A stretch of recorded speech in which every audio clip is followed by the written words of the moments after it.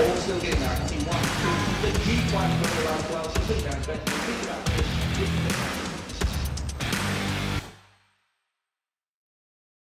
G'day punters, welcome back to the MacBet Early Move, where each week we're previewing the feature race in Brisbane on a Saturday. They're racing at Eagle Farm this weekend, and John, you'll be there on track. I'll be there. It's I don't mind Eagle Farm. I like it, sort of thing. You get a good look at the horses, and I think after 1 or 2 races, you can pick how the track's going to play. It's one of the easy ones to pick the bias after 1 or 2, whereas a lot of the other tracks you're sort of trying to guess that something's happening, and then all of a sudden by races 5 or 6, you're sort of thinking, oh, I went off to a bit early, and made a decision too early. So whereas Eagle Farm is pretty much what you get in the first couple, you can follow through on it. So I like it. For sure, and we'll get into that race at Eagle Farm shortly, but I want to talk about another track, the Sunshine Coast. You went ballistic there over the weekend, Saturday, Sunday, both profitable days, and not the worst week either at Doomben and Ipswich. So results are going really good. Last week, we've picked up 12 units at 26%, which is great. Lost in Hong Kong again. We're discontinuing that for the moment, but yeah, Queensland on fire, up 153 units for the year. Surely happy with it, how everything's tracking, John? Yeah, well, it's pretty, it's good. It's sort of, we're just talking about it before, about the audio. We're jumping around a little bit with whether we like some and when we don't like some. There was one there yesterday that I think we put 4 units on, but when I looked at it in the yard, you just couldn't back it. It was sort of one of those horses that I thought might have taken a little bit of improvement from the run the other day, but there was no improvement in him. He's just a little thing.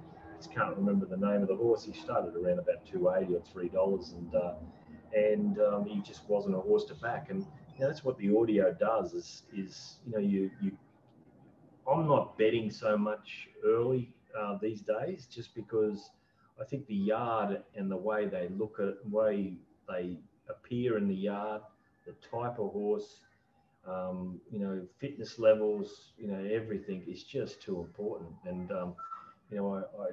I knew it probably 10 years ago, when I was going to the races all the time, and I just got too busy that I couldn't get there. And but it's just too important. You just have to get there. You just got to make an effort to somehow get to a lot of these meetings, because it does push you one way or the other. And and especially in some races where you think there's only 2 chances, and like there was another one at Ipswich on Thursday that there was only 2 possibles in a maiden, and one really played up bad its previous start. They even had to let it out in the track because it was playing up that bad, and it was a lightly framed horse. The other one I'd seen a lot, and then yesterday the horse that was playing up in the previous time just was, it was on the toe, but it was a hell of a lot better than what it was the previous time. And we were able to jump onto it, and it was able to get the cash. So that's the difference. And sitting at home, you're probably thinking, oh, this horse is going to play up pretty badly, and it's going to be a mess, and don't worry about it. But when you see it, you think, well, geez, there's 2 or 3 lengths here that it's going to find. So that's the big difference. Yeah, personally, I've never really understood the yard or what anyone's looking for. And when you sort of said you're going back to the track, I was wondering how much of an edge can that really give you? But it's definitely paying dividends, and I think we're probably going to start recording the results from the WhatsApp group as well, just because that's becoming a sort of quite a big part of the service, and all weekly and monthly guys are getting it. So we'll probably just go off BSP, which everyone can get on at, and start recording that as well. But as far as the early units go, I know you mentioned you don't really bet early. Still going pretty good. 22% profit on turnover in Queensland for the year is just fantastic. It's just, the early part, it doesn't change all that much, but it's just probably 1 or 2 races a day that I do change. Yeah, and it's like last Sunday, I think I pushed up a little bit on one more, and I dropped off another, and both of them actually won. So thankfully, the one I pushed up on sort of, got back the thing that I actually dropped off on. So in that day, it didn't make that big a difference, because one weighed out the other. But it was I like to have a lot of favours in my corner, and by being at the yard, I feel like I've got a few favours in my corner. So fantastic. And before we get stuck into race 8 at Eagle Farm, Tommy Henjack not on the show today. I'm sure the punters will be disappointed, but not to worry. We'll be seeing more of his head around. We're going to do some small videos on Saturday, so that'll start next week. So to everyone on Twitter, there's a few Tommy fans out there. We'll hold off till next week. But you've just got the old you and me today. But we'll rip into race 8. Looks like we've got Wednesday. We'll start with favourite $2.30. What's your thoughts on this runner here? I think actually Tom, he discussed this with the boys on their racing show with Doc and Kicker.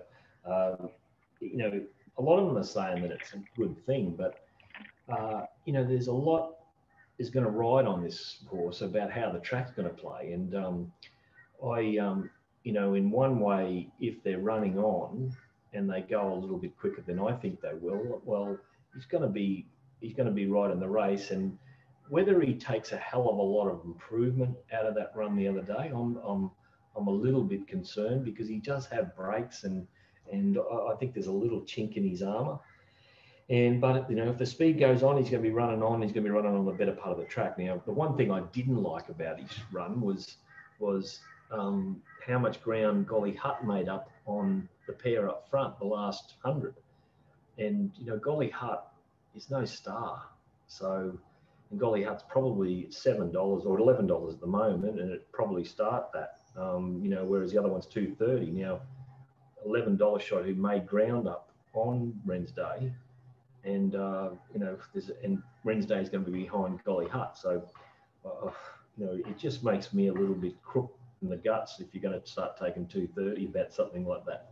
So I'm not against it, but I'm very wary of. I don't want to be on it, and okay. I'm just hoping that the track's playing more on pace and I can bet against it. All right, and there's another one there with Byrne on board. Where is it there? I've just lost it. Rari down the bottom. Is that a bit of a sniff? I think he's got a chance. I think Tom actually thought it had a chance at Doomben the other day, and He didn't go that bad. I think he's a horse that's going to go a lot better at Eagle Farm.